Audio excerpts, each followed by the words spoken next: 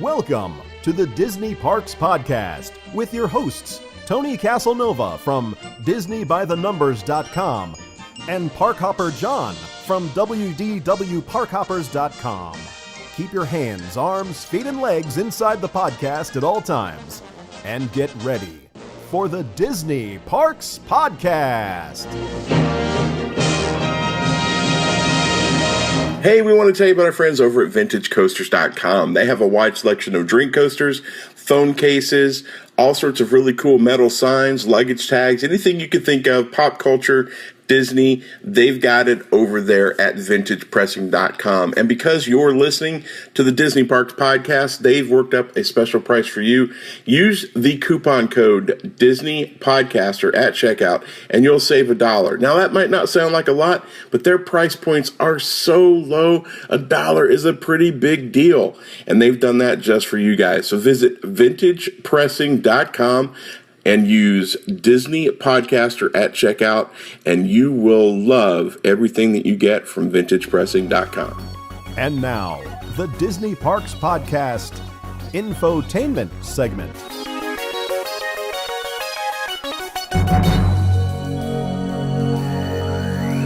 Hello, everybody, and welcome to the Disney Parks Podcast. My name is Parkhopper John.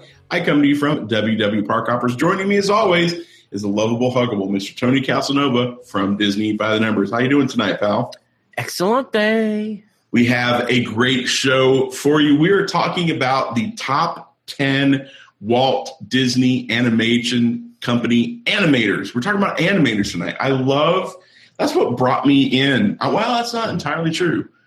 The Walt Disney movies were kind of the secondary. Actually, the parks brought me into Walt Disney, but then once I really rediscovered the Disney animation of my youth, that's when I really started getting into it. What was the movie that turned the corner for you with Disney animation, Tony? Jungle Book. Jungle Book? Jungle Book. Yep. It was probably one of the first movies I saw in a movie theater. Wow. Was Jungle Book. There's probably some other live action things like Apple Dumpling Gang that were probably around the same time. But like I said before, as a kid, we used to go see, a live action Disney and an animated Disney both on a Saturday afternoon. It was like 4 hours in the movie theater.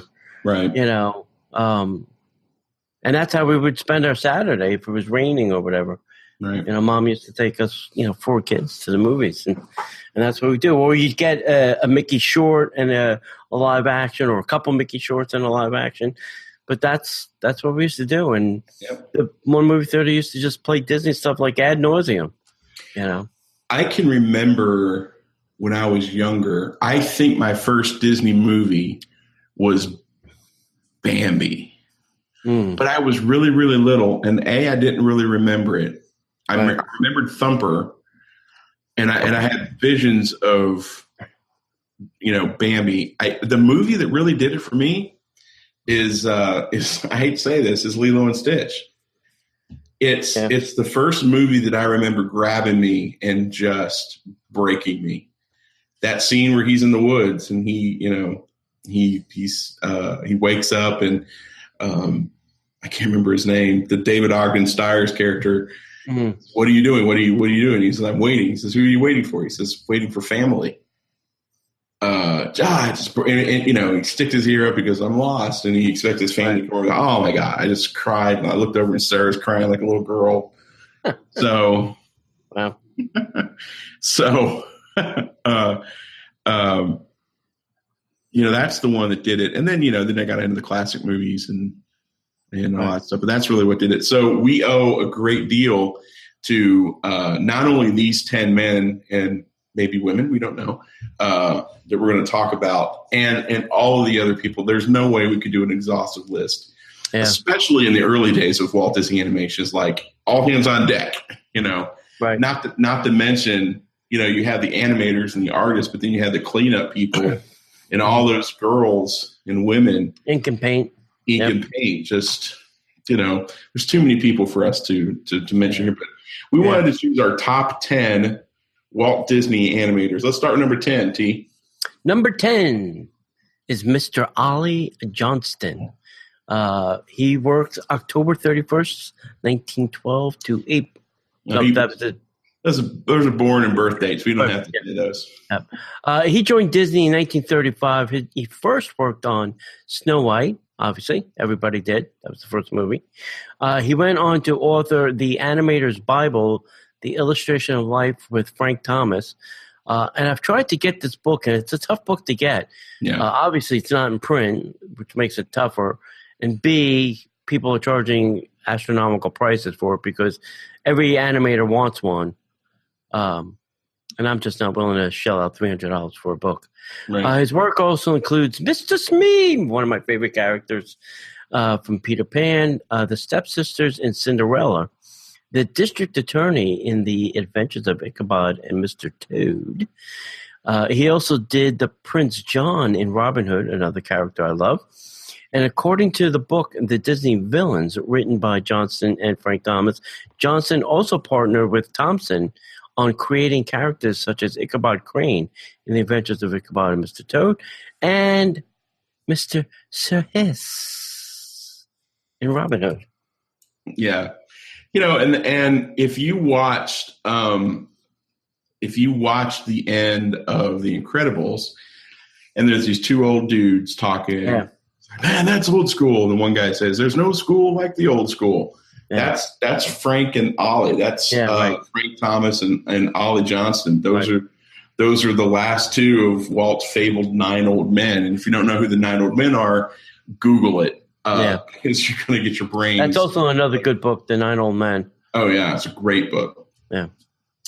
So number 9 on our list is I think he was inducted last year into the Walt Disney Hall of Fame, or whatever they call it. Legends. He's a Disney legend now. Andreas Deha. And when he announced it, I was like, who is this? I don't really know a lot about him. But his work includes serving as a supervising animator on characters in several Disney animated films, including, but not limited to, hang on, kids, Gaston in Beauty and the Beast, Jafar in Aladdin, and Scar in The Lion King, as well as the hero in Hercules. Now, let's take Hercules off the table. Great movie. But let's just stop and think about the 3 biggest movies in Disney history for a long time: Beauty and the Beast, Lion King, and Aladdin. Yeah. Obviously, all of which are going to be live action movies. All of which are going to be live action movies. And this man, Andreas Deha, is responsible for creating, animating Gaston, Jafar, and Scar. Apparently likes bad people. He's a bad, bad man. So he had to be on this. So he's number 9. Yeah. He's on Facebook too. That makes me write another note. There's a lot of animators who are not only on Facebook, but really they're most prolific on Twitter. Yeah. That's what you got to check out. There's a lot of these animators on Twitter. I think I had texted or emailed him once before. I'll have to do it again. Try and get him on the show.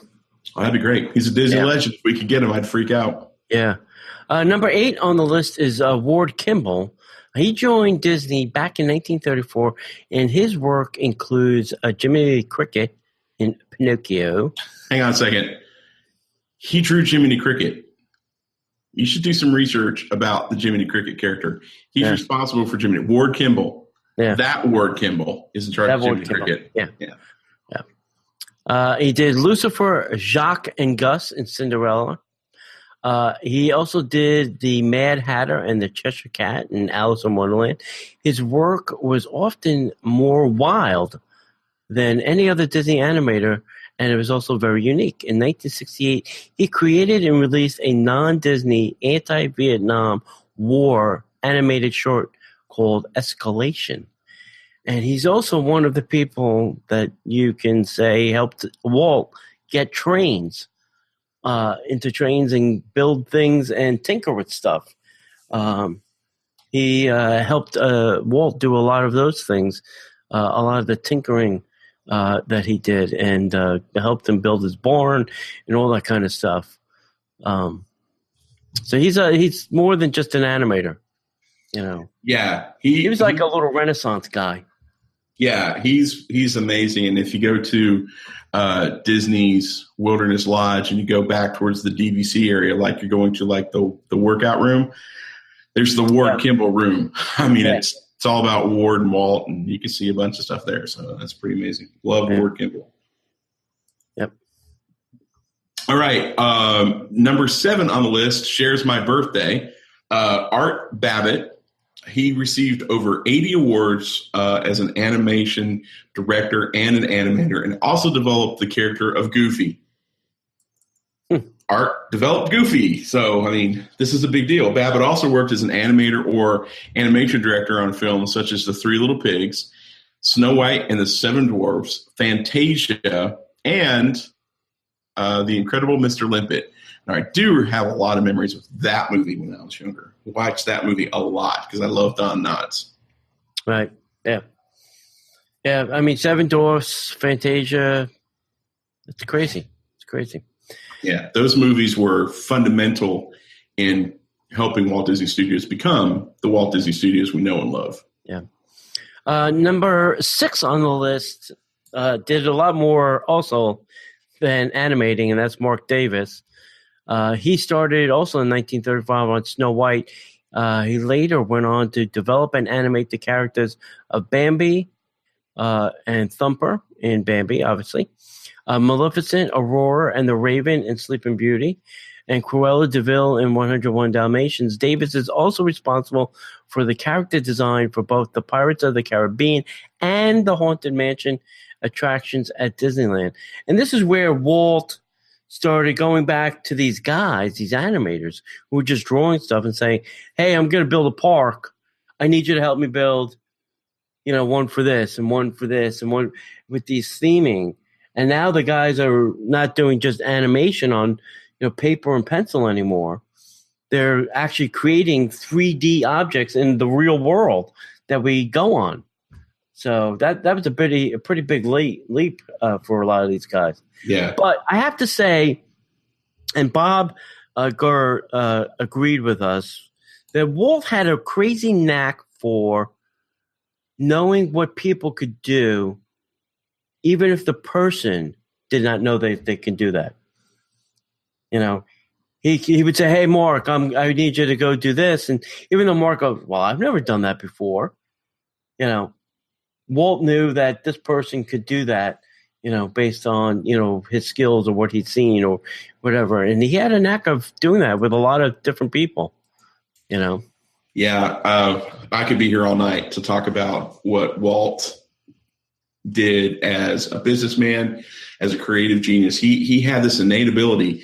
Like my favorite story is Existencio, where here's a guy who's an Imagineer, an animator, and Walt said, I think you need to write the song for this Haunted Mansion attraction we're designing. And he wrote Grim Grinning Ghosts. Right? That's him. Yeah. Just who would have thought? So number 5 on our list is a little bit more contemporary. Glenn Keane. Glenn Keane is a name that you should probably know. He's an animator, author, and illustrator. Keane is best known for his character animation in Walt Disney Studios feature films, including The Little Mermaid, Beauty and the Beast, Aladdin, Pocahontas, Tarzan, and Tangled.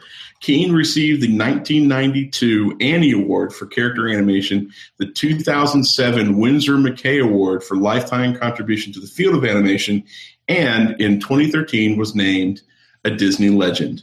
Glenn Keane has had his hands in many, many, many, many projects, and you can see his fingerprints throughout the Disney animation, from the Awakening of Sleeping Beauty, which is if you've seen the movie, the time frame, all the way through to the modern day.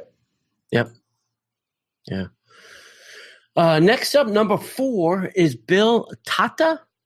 Is that how you say his last name? I think it's Titla.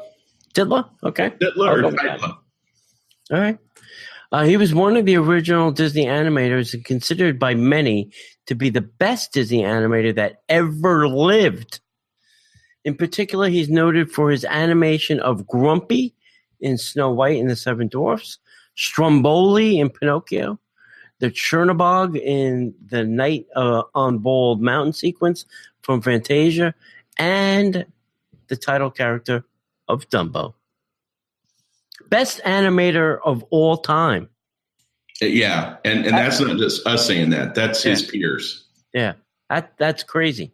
So Titla was Eastern European. And think about this. He's animating Grumpy. Grumpy is arguably, outside of maybe Dopey, the most recognizable and fan-loved character of the Seven Dwarfs. You know, we can argue that later, but I'm just saying. And then he goes on. He's on every shirt in Disney World. He is. And then he goes on to create this incredible character of Stromboli. Stromboli is the carnival guy that kidnaps Pinocchio and makes him say he's got no strings to hold me down, or Ultron, depending on which way you want to look at it. Yeah. And then turns around and creates the demon character of Chernobog in the Night on Bald Mountain sequence. Right. One of the most terrifying as a kid, one of the most terrifying sequences. It was. And it just worked because of his background and then how he brought that animation from his life source into the story of Night on Bald Mountain, which is one of my favorite pieces of music to play back in the day when I used to do that kind of thing. And then turns around and creates the most incredible, just this, I don't even know how to say it, this delicate, sensitive, heartbreaking character of Dumbo. Right. I have a hard time watching Dumbo and not tearing up. And I'm a grown ass. Apparently, he had a grumpy, evil, nice side. Yeah, he was grumpy. He was an evil demon, but boy, he had a sweet side to him. Once he got past the surly background, he was a nice guy. Once he was done ripping out your heart and laughing at you, he had a nice side. Yeah, that's true. Yeah. Number 3 on the list is a name you might not know, but when I tell you the list of accomplishments, you're going to freak out. Milt Kahl was the animator for Disney Studios and is one of Disney's 9 old men. So let's go down the list of some of the things that Milt has done. Ready? Let's go. He did the forest animals, all of them on Snow White and the Seven Dwarfs. That's a lot. Let that sink in. He did primarily Pinocchio. He also did a little work on Jiminy Cricket, but primarily Pinocchio. Bambi, Thumper, and the deer. I'm assuming it's the deer that Bambi kind of has eyes for. Saludos Amigos. He did the whole sequence where Donald rides a llama, if you remember that. He worked on the ill-fated Song of the South movie. Oh, boy. So he did the Southern Mary Poppins movie that will never see the light of day. He worked on, he did Angus McBadger, Rat, Mole, and the Angry Mob, and Brom Bones from Ichabod, Tales of Ichabod, and Mr. Toad. He did the Fairy Godmother from Cinderella. The Fairy Godmother. The transformation sequence, that was his. He also did the King and the Grand Duke, 2 of my favorite characters. He did Alice, the Dodo, the Flamingo, and the Hedgehog from Alice in Wonderland. He did Peter Pan, Wendy, John, Michael, Mr. and Mrs. Darling, and Nana from Peter Pan. Now, they might tell us the characters he hasn't done. That might be a shorter list. Lilo and Stitch. Again, remember earlier when I said the 9 old men did like a little bit of everything? Yeah. So they might not be all like his primary characters, but he's known for. These are his characters he worked on. Lady and Tramp, Beaver, and Trusty from Lady and the Tramp. Prince Philip, King Hubert, King Stefan, the Animals, and Samson from Sleeping Beauty. Roger, Anita, Pongo, Perdita, and Labrador from 101 Dalmatians. This is going to floor you, buddy. The Walt Disney's Wonderful World of Color. Remember that TV show? Yeah. Mm-hmm. Ludwig von Drake. Wow. Sword in the Stone. Merlin. There's other characters too, but Merlin. Wow. Master of Hounds, the Hounds, the Fox, and the Stewards from Mary Poppins. The Jungle Book. You ready for this? Mowgli, Baloo, Bagheera, Shere Khan, King Louie. He did some work on the monkeys, Kaa, and the vultures. Did he sleep or eat? Yeah, he had. Well, you know how Walt, Thomas O'Malley, Duchess, Madame Bonfamilier, Edgar, and George from the Aristocrats. He also worked on Bedknobs and Broomsticks. He did Robin Hood, Sheriff of Nottingham, Little John, Alan a Dale, which is the Rooster, Maid Marian, Lady Cluck, Friar Tuck, Skippy, and King Richard from Robin Hood. He did Pooh, Tigger, Winnie, with scenes with Tigger. When there was a Winnie the Pooh and Tigger scene together, he did that. And he did a few scenes of Roo with the Many Adventures of Winnie the Pooh. And he worked on the friggin' Rescuers. Wow. Madame Medusa, Mr. Snopes, Penny, Brutus, Nero, and a few scenes with Bernard and Bianca. Well, now you know his name. Yeah. So this is why Milt Kahl is so high up on this list of animators that you haven't. Somehow the feed started over again for me. Well, I'm sorry. So Milt Kahl, number 3 on our list, and the next 2 going to blow your mind. Yeah. All right, number 2. You listen. If you're a Disney fan, you better have heard this name. His name is Iwerks. He was an American animator, a cartoonist, a character designer, an inventor, a special effects technician. He created Oswald the Lucky Rabbit and Mickey Mouse with Walt Disney. And the works of Iwerks produced alongside Disney went on to win numerous awards, including multiple Academy Awards. This is the guy that was in the trenches with Walt from the beginning, who helped him really, get things going, from way back when. If you have a chance, go look at the movie Walt Before Mickey. Yeah, Walt Before Mickey. Really good movie that kind of shows you how Ub and Walt had worked together and, created these things and did, all the cartoons that they were working on and how, Walt was trying to run a company, do a little drawing, but Ub was really the mastermind behind what Mickey looked like. He's the person that really drew Mickey, and then Walt used to do the voice of Mickey in the cartoons. Once the basic concept, he kind of brought these characters to life and really, formed and designed them, really the character designer, behind Oswald and, Mickey. So this is the guy you really have to go back and thank. Yeah.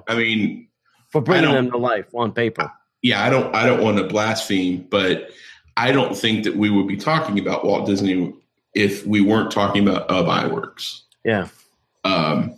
Because, Walt had his talents. Walt had his abilities and his strengths. Mm-hmm. They weren't necessarily completely animation focused. Walt said himself he wasn't the strongest artist in the world. Right. Thing is Iwerks was, and he left the company, he came back. You have to read about the history, really dig into the history. And there's the two big, thick Walt Disney books. The names are completely escaping me right now. I've read them. Disney both. Wars? No. Oh, the other two. The Walt Disney, the Disney book.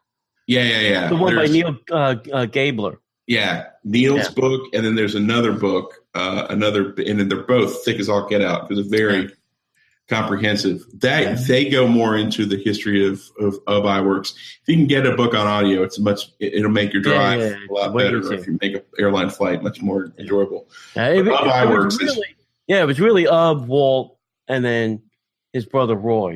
Yeah. Those 3 people are really the ones that made the company tick and, made it into the multi-billion-dollar conglomerate it is today. Yeah, and that's why when you walk down Main Street USA and you look at the windows, you see Iwerks. That's that Iwerks photograph. Was it Photograph Studio? Yeah, I think so. If you look, and I want to say it's on the right-hand side if you're looking at the castle. I could be wrong, but I'm pretty sure it's on that side. That's why that's there.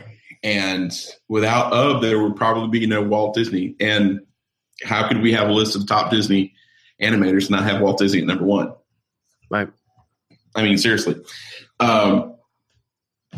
Walt Disney is a pioneer in American animation. He introduced several developments into the production of cartoons. As a film producer, Disney holds the record for the most Academy Awards earned by an individual, having won 22 Oscars from 59 nominations. He was presented with 2 Golden Globe Special Achievements Award and an Emmy Award, along with several other honors. Many of his films are included in the National Film Registry by the Library of Congress. Now, here's the thing.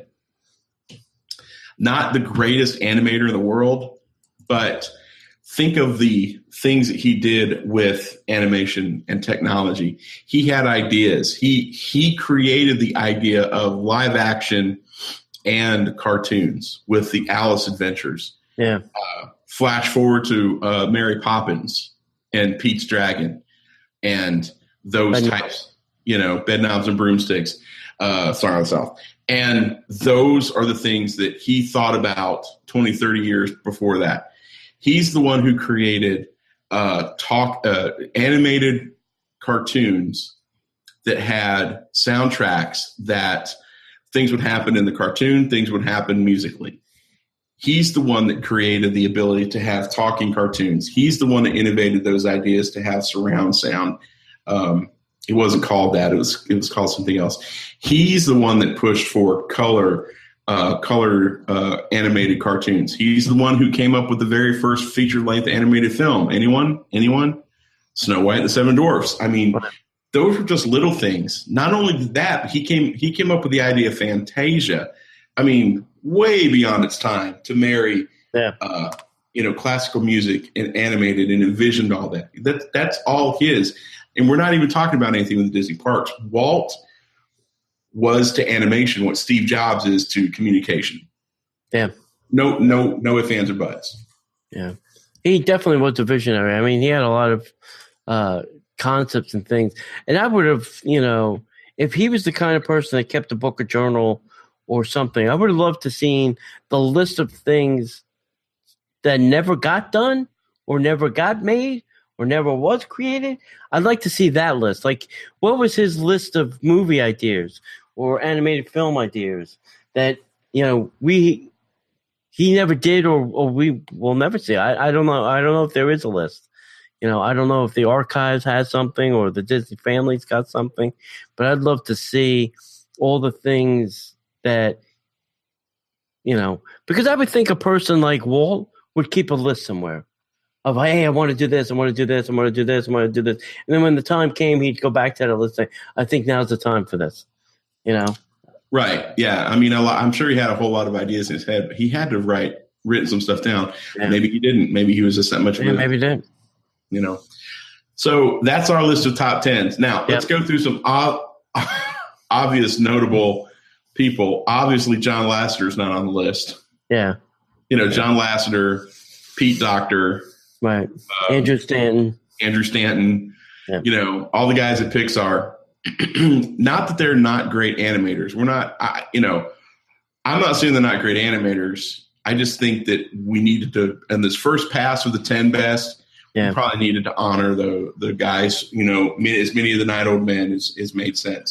So does that mean we're going to do a bottom 10? We'll do the bottom 10?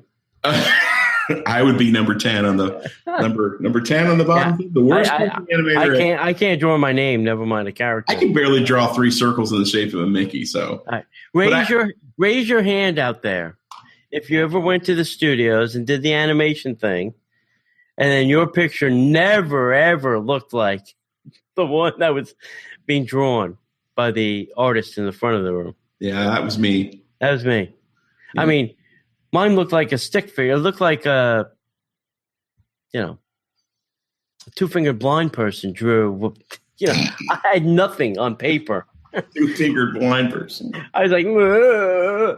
It was horrible. I mean, my drawings. I have all of my drawings somewhere. Oh my God! I should probably burned mine. I was like, nope. I have them. I just take them. I fold them in half and throw them in the box. And I should take some pictures and post them and go, here, this is my animation skills. Right. But no, I think we could probably do, another 10 list, 11 through 15, 11 through 20. 11 through 20, 21 through 30, and we'll just get all of them on the list because there's so many guys. People like Tim Burton. Right. Tim Burton. Well, he was another guy I was going to put on here. We also have guys like Frank Thomas. Frank Thomas wasn't on the list. How can you talk about Ollie Johnston and not talk about Frank Thomas? Yeah. There's a lot of people that are, and then all the modern day guys. The ones like we spoke to Rick who drew a lot of stuff. Rick from Familio.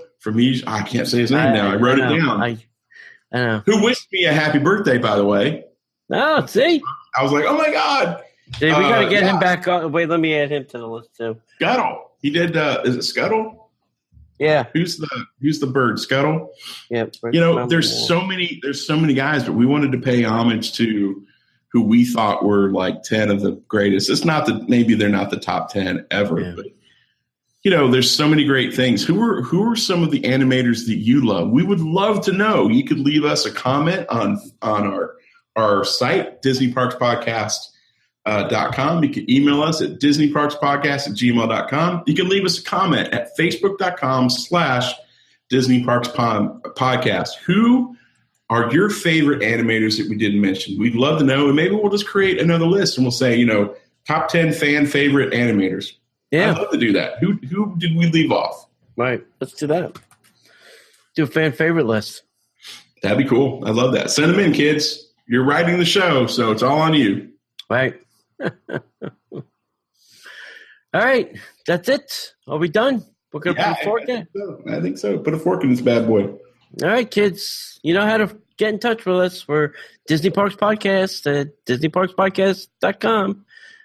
You can email us at DisneyParksPodcast@gmail.com, on the Twitter at Disney Podcaster, and the Stitcher and the Downcast, the Upcast, the Sidecast, any old caster that you have out there. We're on Google Play now. Go out there, rate us, review us, and as we'd like to say around here, we'll see you in the animation studio. The Disney Parks Podcast is not affiliated with the Walt Disney Company. All Disney parks, attractions, lands, shows, event names, etc. are registered trademarks of the Walt Disney Company. Like a bolt out of the blue, fate steps in and sees you through.